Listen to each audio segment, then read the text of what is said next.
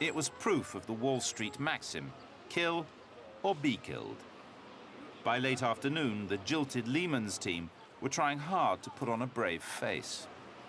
I guess late Saturday afternoon, there was a slip of the tongue in a meeting that I was at the Fed, which led me to conclude the Bank of America was definitely talking to Merrill, as well as my inability to get calls returned. So I called Dick and said, you know, I'm very worried this is accurate. And he said, I can't believe it. And there was an adjective, which I will not repeat, or an adverb, I guess, before believe it.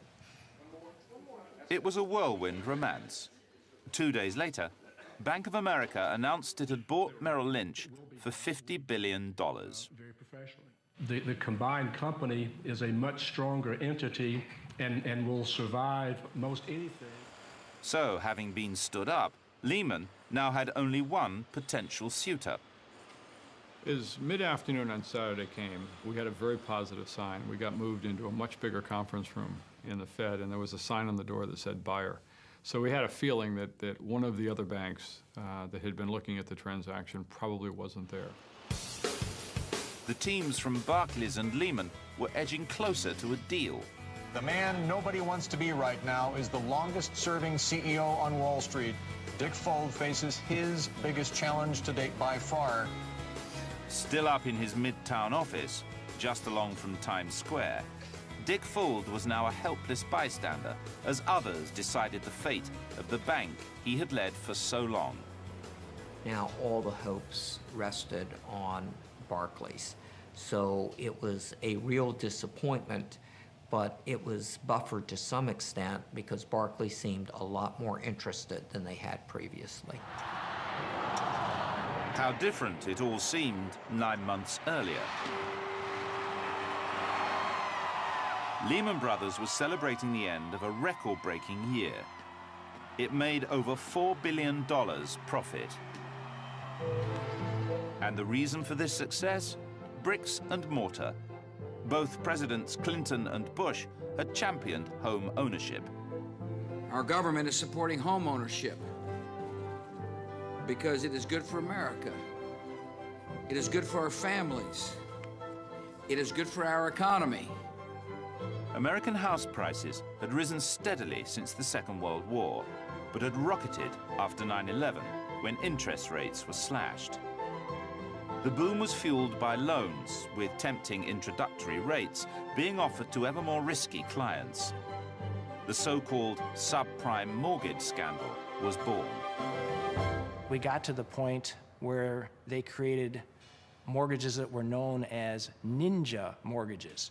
No income, job, or assets, relying solely on the appreciation of housing prices. Mortgage rates are still near 20-year lows. Homeowners refinance now with almost no paperwork. If you're a homeowner who's ready for some financial relief, we'll even give you a free credit report when we... But the real money for Wall Street banks came not from selling mortgages to homeowners, but from trading bundles of these loans among themselves and other institutional investors. It's that easy.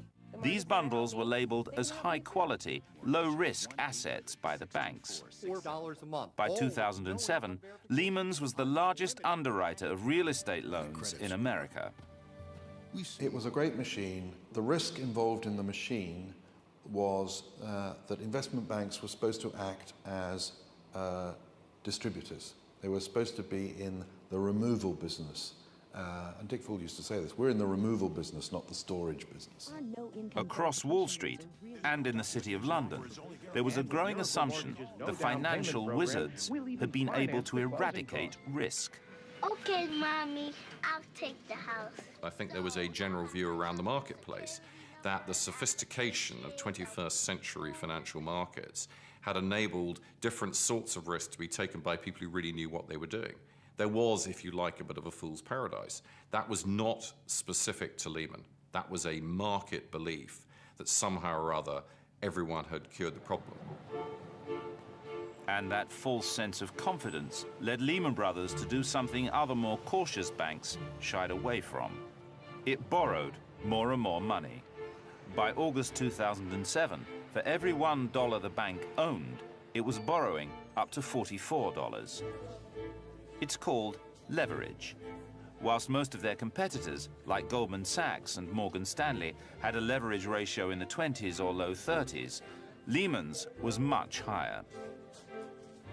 When I got to Lehman, our leverage was like 20 to 1, and when I left it was 44 to 1 top max, and that means that we have a relatively small amount of capital relative to the amount that we owe. It's 44 to 1 real dollars that we have and massive dollars that we owe. It used this borrowed money to play the property market. By 2007, it was investing $60 billion in commercial property, hotels, shopping centers, and residential developments around the world. But while leverage multiplies profits when prices go up, it also multiplies losses if prices fall. And that's what happened in 2007. Why? A growing number of the people who had been seduced by those cheap introductory mortgage rates couldn't keep up with the payments when the rates increased. Repossessions rocketed, and house prices slumped. The subprime crisis exploded on the world.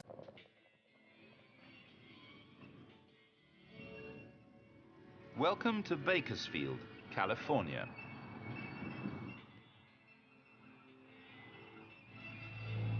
It's not quite the kind of place one would imagine as a luxury destination. But that's what Lehman Brothers hoped it would become.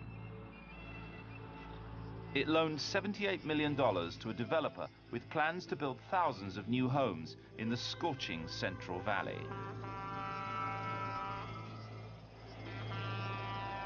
Just heard about it. It wasn't a large focus on the desk, but you thought to yourself, geez, this is a little aggressive for a firm our size. The advertising promised McAllister Ranch with its golf course, man-made lake and beach, and beautiful homes, where dreams become reality and where the good life truly begins. But this oasis was a mirage. Nothing beside remains. It's a victim of Lehman's bankruptcy and the downturn in the property market. Here's a picture of the lake, what it was supposed to look like when it was finished. Another picture is someone enjoying the lake. We were contracted to build block walls around the project.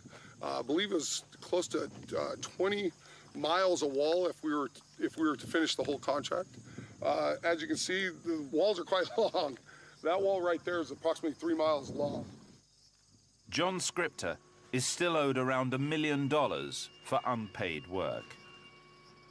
It was the decision to invest in commercial developments like these that was to be the tipping point for Lehman Brothers. The bank invested aggressively in the property market at its peak, but couldn't get out before the crash. In essence, Lehman loans money to McAllister in the short haul and then tries to syndicate and sell the syndicated loans globally. And when you can't sell it and share the risk, then it becomes a lead weight on your balance sheet over time. We really just didn't have that much bread, that many dollars to hold on to an asset like this over a longer period of time. It really became a lead weight. And to Dick Fuld, the architect of Lehman Brothers' grand designs, that lead weight must have seemed heavier by the hour as the weekend ticked away.